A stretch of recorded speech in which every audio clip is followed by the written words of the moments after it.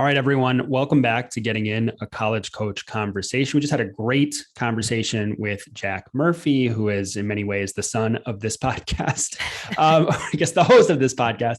And he's very happily depositing at a school that he's really excited by. What we're going to talk about next is what happens if you're depositing at a school and maybe you're on the wait list at some other schools that you're hoping will admit you. And in order to have that conversation, we've got the lovely Karen Spencer here, a longtime guest of the podcast. Hey, Karen, it's good to see you. Hi, Ian. How are you? I'm doing really well. So how honest do we want to be here about the wait list? Let's just start at the top. I'm on the wait list at a school. What are my chances of getting in off the wait list? Give it to me straight. Not good. Okay. When you said we're going to be honest, you know who I am. How long have we known each other? You know, I'm just going to give it to you straight. Yeah, not good. It isn't. That's the quick answer. And we could be done with this whole section right now. But just for kind of a sense for your odds, I looked at the common data set, and I'm sure you've talked about this before on the radio show, but the common data set is a kind of institutional collection of a knowledge that colleges give forth that says, in any given year, here's our retention rate, here's our graduation rate, here's all these things. And you can see, and it's public. You can, search it on the search engine. I just did it 5 minutes ago. I just randomly picked two schools. Actually, I picked three. I picked Purdue. My friend's child is going there. And then I picked Franklin and Marshall College, where I used to work. And then I picked my alma mater, Valpo. So just to kind of give you a sense for things. And so first lesson is not everybody does this particularly thoroughly. So Valpo had zero information. Valpo, shame on you. You didn't fill this whole thing out. But just as a good sense for this, I went to UVA. I lied. I went to UVA where I went to grad school. Okay. Page 7. Let's see here. Oh, I just had it. And then of course, now I just moved it now that we're sitting here. The chance of getting off the wait list was 1%. Okay. They put 8,600 kids on the wait list and they took off 86, which was easy math. I didn't even have to use calculator for that. That's nice of them. So 86, and then Purdue put something like 8,000 on them and took off about 90. 1%. Right. So not great. And those are from, super uber duper selective to sort of selective if you're an engineer, right? And then, odds are just never in your favor, generally speaking. And I think the reason we want to start there is because it's really important for students to deposit at a school where they've been offered admission. It's really important for students to start to emotionally and psychologically connect with a school that they've already gotten into. Right? Like you have to say, I've got the bird in the hand. This is the one I'm going to be attending next fall. And then potentially a waitlist offer could come, but the chances are that it won't. And that's okay. But I think that you want to start to move on from the school. And if it's one that grabs you back, then it does. But I think if not, then you're already well on your way towards committing to that other institution. Now, I think there is a little bit of, with those data, you have 86 students that were admitted from 8,600 on the wait list. I would imagine that Virginia probably called more than 86 students to make an offer off the wait list. So the ones that they're counting are the ones who said yes and were ultimately admitted from the wait list. What are schools kind of going through right now based on your experience working in these admission offices? It's about, by the time this airs, it'll be about 3 days to May 1st. What's going on in an admission office as they're counting their numbers and starting to look at what they've got for an incoming class next fall? Sure. So, at this time of year, and even probably a little earlier by the time you've heard this, right, colleges start to see kind of the writing on the wall on where things are settled, right? There's a nuance to this that happens every year. By a certain date, you kind of know where you're looking about in terms of enrollment. Sure, they still have a week left, but traditionally, we know what's coming in for those last 3 days and what's not coming in those last 3 days or so. Right. And so usually, at that point, the dean has come to their staff and said, I want you to go find me blank, whatever blank is, right? It might say we're under enrolled in, the business school. Have way too many females enrolled, but not that there's such a thing, but there's too many females enrolled. And we pride ourselves on, having enrolled kids from all 50 states, and we have nobody from Oklahoma so far coming from. Okay. Well, that's the year. It's really good if you're a male applicant from Oklahoma who applied to the business school, right? And if you have high testing, frankly, that's just frosting. So that's what I was looking for, right? And it wasn't always that uber specific. I don't want you to say that it's like some hyper specific thing, although maybe sometimes it is, Sure. right? But generally speaking, we were told to look in a certain realm of students, right? I think it's important to kind of go back even another level. A lot of times people will say to us, like, why would Purdue put 8,600 kids on the wait list, Yeah. right? That seems absurd. More than they'll ever need, right? Right. Why would you do that? Right. And it's a legitimate question. And even my first year, I remember in admissions, I was like, why do we do that? That's a lot of people. Like, why are we wasting all these poor kids' time when they're never going to get off the wait list? And I think one of the things you have to think about is that, at Georgetown, I'll give you my experience at Georgetown was my most recent. We put about 2,000 kids on the wait list back when I was there. And again, we took about 100, give or take, back in the day. So again, not many. But people would then say, why 2,000? And we would say, well, first of all, about 1,000 of those kids aren't actually interested. Right. So already that 2,000 is going to go down to 1,000 real quick. Now, the problem is you don't know which 1,000 aren't interested.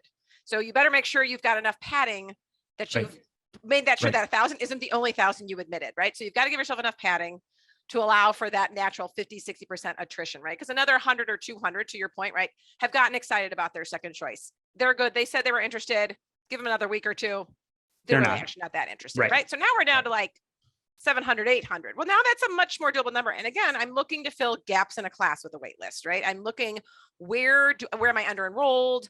Who am I missing? What do I need to fill those gaps, right? And you need kind of an applicant of every stripe, essentially, to pick from, because you're not sure where those gaps are going to be in any given year. So I need enough male and female applicants. I want diversity of major, geography, all these different things, so that wherever I'm under enrolled, I've got a group of students I can pull from. So there is some method to what looks like a ridiculous amount of people on the wait list. And the hope on the part of the enrollment manager is that they won't use the wait list, right? Ideally, they nail the class in that first go round and they don't have to start making those calls. You don't want to be in a position where you're severely under enrolled, because now you're scrambling to get kids off the wait list. And it can be hard. You might have to place 5 calls for every one kid that says yes.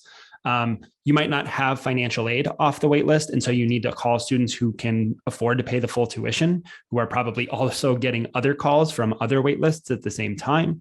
And so it's a really stressful time of year in the admission office. And they're looking, when that call is made, to be able to find someone who's going to say yes, and say yes fairly quickly. And so that's something I think students need to be prepared for, is you've got about 48 hours to decide, is this a yes or a no for me? Do I want to accept this offer? You don't typically get to go visit campus. You don't get to say, wait a second, I got to do some more research. You've got to be ready to say yes at that point in time.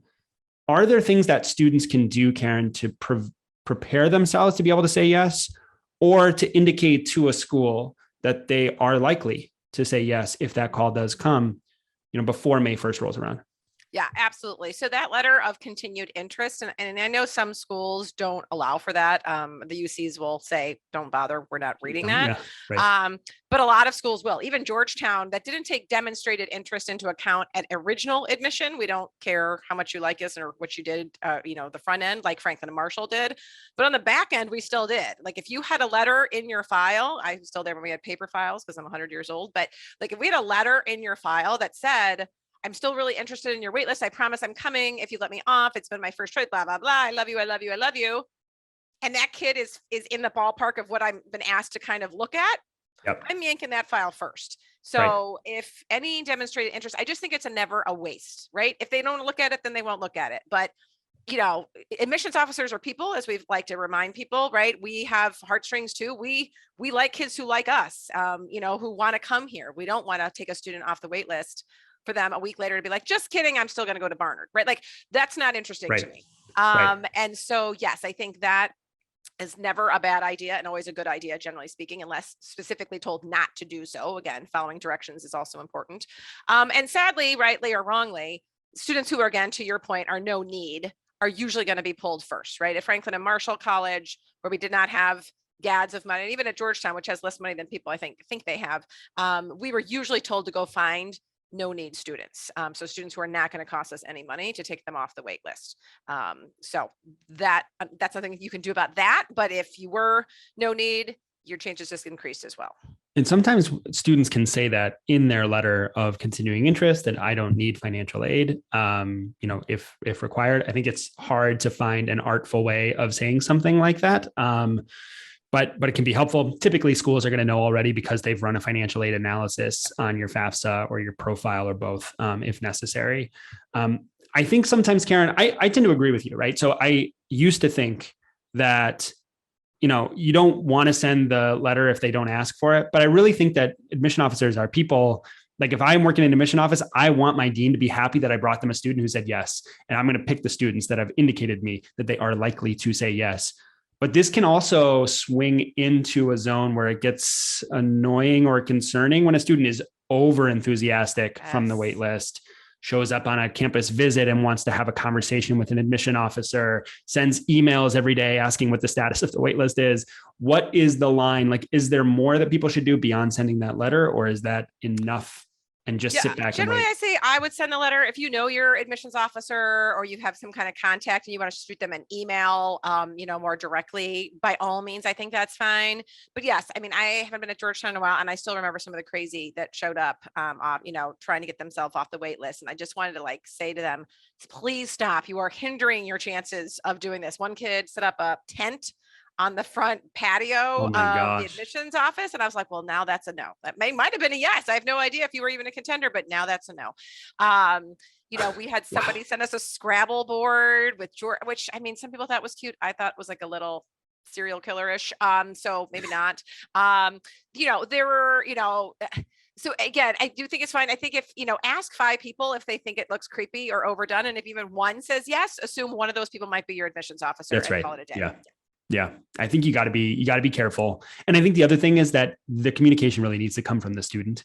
Yeah. If you have mom and dad banging on the door or making calls or sending the emails, that is often bad from the perspective of an admission officer. We want to see students that are taking ownership of their process and are the ones that are actively communicating. Would you recommend that students stay on the wait list at more than one school? So, they deposited, they've got the school that they are most likely to go to is the one they're depositing at by May 1st. Is it good idea, bad idea to remain on the wait list at multiple institutions, or should they narrow it down to just one if they're going to be on a wait list?